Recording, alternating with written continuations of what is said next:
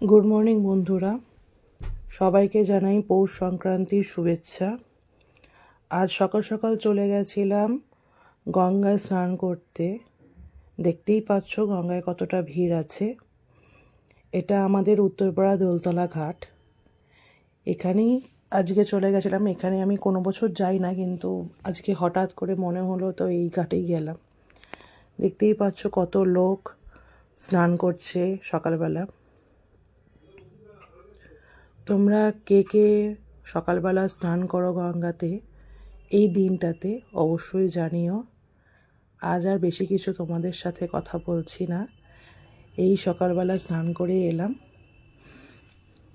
আবারও জানাই তোমাদেরকে মকর সংক্রান্তির সবাইকে শুভেচ্ছা জানাই। সবাই আজকের দিনটা খুব ভালো থেকো, ভালো মতন কাটাও।